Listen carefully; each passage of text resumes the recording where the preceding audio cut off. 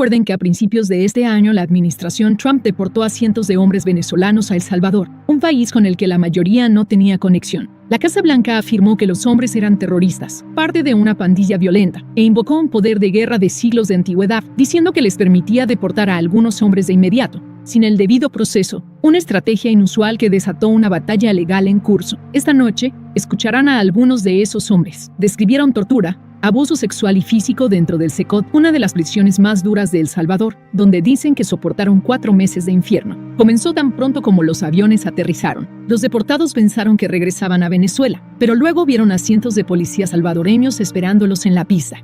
Esposados, los exhibieron frente a las cámaras, los subieron a autobuses y los llevaron al Secot, la notoria prisión de máxima seguridad de El Salvador.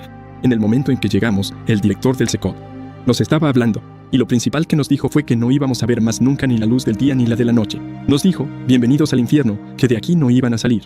Me aseguraré de que nunca salgan. ¿Pensaste que ibas a morir ahí? Ya éramos muertos vivientes, sinceramente. Conocimos a Luis Muñoz Pinto en Colombia. Era un estudiante universitario en la represiva Venezuela y esperaba pedir asilo en los Estados Unidos. En 2024, dice, esperó en México hasta su cita programada con la Oficina de Aduanas y Protección Fronteriza de Estados Unidos en California. Durante esa entrevista, me analizaron y me dijeron que yo era un peligro para la sociedad. ¿No tienes antecedentes penales? No tengo ni siquiera, nunca he tenido ni una multa de tránsito. Sin embargo, fue detenido por la aduana. Dice que pasó 6 meses encerrado en Estados Unidos esperando una decisión sobre su caso de asilo cuando fue deportado. Uno de los 252 venezolanos enviados al Secot entre marzo y abril.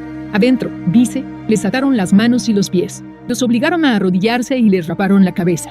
Había sangre por todos lados, gritos, gente llorando, gente que no aguantaba y se orinaba y se vomitaba encima. Ya no hacía falta que te dijeran que estabas en el infierno, no hacía falta que nadie te lo dijera.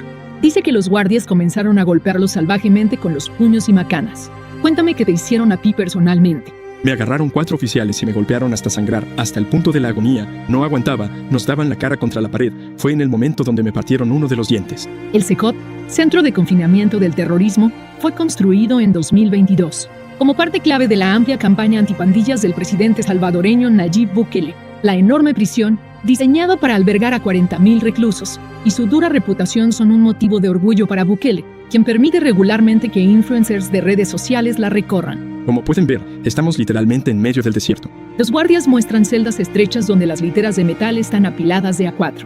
No hay colchones ni sábanas. Los reclusos dijeron que no tenían acceso al exterior y ningún contacto con sus familiares.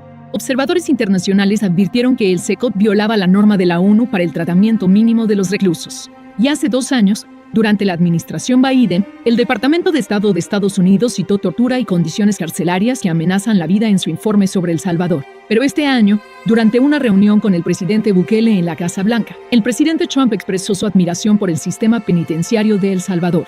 Son excelentes instalaciones muy fuertes, y no se andan con juegos. En marzo, Estados Unidos llegó a un acuerdo para pagar a El Salvador $4.7 millones para albergar a deportados venezolanos en el Secot. Son monstruos atroces, violadores, asesinos, secuestradores, agresores sexuales, depredadores que no tienen derecho a estar en este país y deben rendir cuentas. El gobierno de Estados Unidos dijo que estas personas son lo peor de lo peor. Estas personas son migrantes. Y la triste realidad es que el gobierno de Estados Unidos intentó dar un ejemplo con ellos. Los enviaron a un lugar donde probablemente serían torturados, para enviar a los migrantes de toda América Latina el mensaje de que no deben venir a Estados Unidos. Juan Papier es subdirector de la organización sin fines de lucro Human Rights Watch. En un informe de 81 páginas publicado en noviembre, la organización concluyó que había tortura sistemática y otros abusos en el Secot, y que casi la mitad de los venezolanos que Estados Unidos envió allí no tenían antecedentes penales. Solo 8 de los hombres habían sido condenados por un delito violento o potencialmente violento. ¿Cómo sabe que no eran miembros de pandillas? Cruzamos información de bases de datos federales, bases de datos en los 50 estados de Estados Unidos, y también obtuvimos antecedentes penales en Venezuela y en los países donde vivían estas personas. Y la información que obtuvimos en Estados Unidos se basa en datos proporcionados por el AS. Entonces, los propios registros de la AS decían. Los registros de la AS dicen que solo el 3% fue condenado por delito violento. 60 Minutes revisó los datos disponibles de la AS. Confirma los hallazgos de Human Rights Watch. Muestra que 70 hombres tenían cargos penales pendientes en Estados Unidos, lo que podría incluir violaciones de inmigración. No lo sabemos porque el Departamento de Seguridad Nacional nunca ha publicado una lista completa de los nombres o antecedentes penales de los hombres que envió al Secot. Las deportaciones rápidas han sido una parte clave de la reforma migratoria de la administración Trump. La administración considera que cualquiera que cruce la frontera ilegalmente es un delincuente. Los cruces ilegales están ahora en un mínimo histórico, pero algunos abogados de inmigración dicen que la administración ha utilizado criterios erróneos para justificar las deportaciones. Yo tengo algunos tatuajes.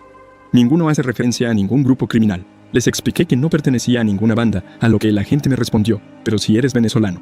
Hick Jiménez revisó este documento que los agentes usan para evaluar a los venezolanos.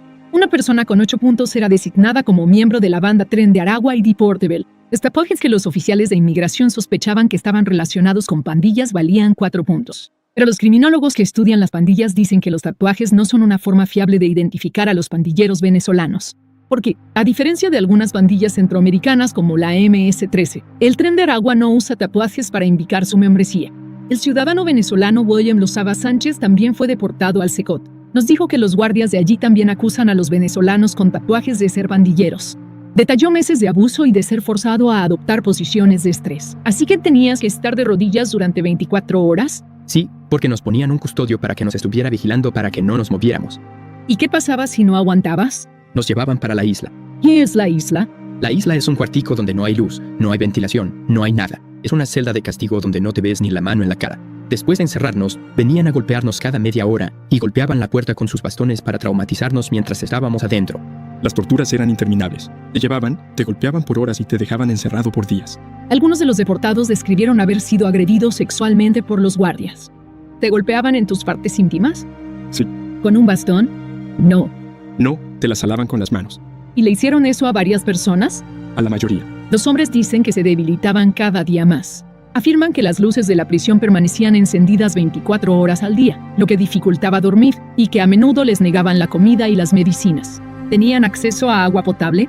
Nunca nos dieron acceso a agua potable. El agua de los baños, de los inodoros, era la misma agua que teníamos que tomar para sobrevivir. Si teníamos heridas graves, cuando los médicos nos examinaban, nos decían que bebiendo agua se curaba. Así que le dicen a los presos heridos que beban. Asqueroso. Súper sucio. Súper asqueroso. Mientras más mal ellos nos vieran. Mientras más enfermos y heridos estábamos, mejor era para ellos. A finales de marzo, unos 10 días después de que llegaran los primeros deportados de Estados Unidos, la secretaria del Departamento de Seguridad Nacional, Kristi Noem, recorrió la prisión. ¿Hablaron con alguien? ¿Con alguno de los prisioneros? Nunca, nunca. Con ninguno de los detenidos. Nunca hablaron con nosotros. Nunca hablaron con nosotros. Solamente vimos las cámaras. Solo vimos las cámaras. En algún momento, la secretaria Noem fue a otra área de la prisión para grabar este video. Primero que nada, quiero agradecer a El Salvador y a su presidente por su colaboración con los Estados Unidos de América para traer a nuestros terroristas aquí y encarcelarlos y que tengan consecuencias. Había hombres parados detrás de ella, muy tatuados. ¿Quiénes son esos hombres? ¿Lo sabemos? Sabemos que esos hombres en su video no son venezolanos, son salvadoreños, probablemente acusados de ser líderes de pandillas, probablemente personas que han estado en la cárcel por muchos años en El Salvador. Human Rights Watch pudo confirmar eso con la ayuda de este intrépido equipo de estudiantes del Centro de Derechos Humanos de UC Berkeley. Todos los hombres visibles tienen una MS en el pecho o un 13 o una es del Salvador y todas esas pandillas están asociadas con El Salvador. No los venezolanos. Sí. Para ayudar a verificar las historias de los deportados para Human Rights Watch, el equipo de estudiantes revisó datos de fuente abierta durante semanas. Los estudiantes están entrenados en técnicas avanzadas y siguen estrictos estándares internacionales para obtener evidencia digital que puede ser usada en los tribunales. Analizando imágenes satelitales, mapearon la prisión e identificaron el edificio donde estaban recluidos los venezolanos. ¿Y recuerdan a todos esos influencers que filmaron dentro del SECOT? Uno recorrió una celda de aislamiento, Estas son las celdas de confinamiento solitario. que coincidía con la descripción de la llamada isla donde los deportados describieron haber sido torturados. Y no reciben absolutamente nada para dormir o descansar. Solo puro complejo. Una muestra de la armería confirmó que el SECOT tenía las armas que los venezolanos dicen que los guardias usaron contra ellos. Bala de goma y perdigón. Lo que sí vimos en estos videos fue el uso de las macanas sobre los prisioneros. Último. Además, también vimos el uso de posiciones corporales dolorosas. Estaban presumiendo de eso en los videos. Y lo hacen, es como una práctica. Basta. Pero fue esta entrevista con el alcaide de la prisión la que resultó ser la más útil. El sistema de iluminación. El sistema de luces funciona a las 24 horas del día. Una de las preguntas que teníamos era, ¿están las luces encendidas 24/7? Él dijo, sí, lo están. Así que él está hablando de lo caluroso que puede ser en la prisión. Así que hay una especie de orgullo en torno a las malas condiciones y en torno al sufrimiento. Usar temperaturas extremas o luz para desorientar a los reclusos también está prohibido por las normas de la ONU. Creo que una de las cosas que el trabajo de este equipo realmente ha demostrado es que muchas de estas historias son creíbles. Alexa Koenig es la directora del Laboratorio de Investigaciones de Berkeley, que capacita a estudiantes para investigar crímenes de guerra y violaciones de los derechos humanos. Y son esos pequeños detalles que creo que entonces, si puedes unirlos con la evidencia física, creo que tienes el caso más sólido posible para la rendición de cuentas, ya sea en el Tribunal de la Opinión Pública o en algún momento en un tribunal de justicia. El Departamento de Seguridad Nacional rechazó nuestra solicitud de entrevista y remitió todas las preguntas sobre el CECOT a El Salvador. El gobierno de allí no respondió a nuestra solicitud. En julio, después de 4 meses, los 252 hombres venezolanos fueron finalmente liberados del CECOT y enviados de vuelta a Caracas a cambio de 10 estadounidenses que habían estado encarcelados en Venezuela. La administración Trump ha organizado más acuerdos, algunos valorados en millones de dólares, para transferir a los deportados de Estados Unidos a otros llamados terceros países, naciones con las que no tienen ninguna conexión, entre ellos Sudán del Sur, devastado por la guerra, y Uganda, que tienen historiales bien documentados de tortura a prisioneros. Él en estos momentos se encuentra en la cárcel de El Salvador, engañado por los Estados Unidos, diciéndole que lo iban a deportar para Venezuela. Llegaron a la residencia donde vivía, la hice, tumbaron puertas y todo, y se llevaron a todos los que vivían ahí, incluyéndolo a él. Él tenía 2 años allá, estaba trabajando de construcción y lo agarraron. María Corina Machado justifica estas acciones. Que ha formulado en conjunto el presidente de El Salvador y el secretario de Estado. Creo que un esquema como el que se plantea con El Salvador es muy poderoso, que envía un mensaje directo que lo que le espera no es la impunidad de regresar a Venezuela, sino la justicia más severa en los Estados Unidos o en un tercer país.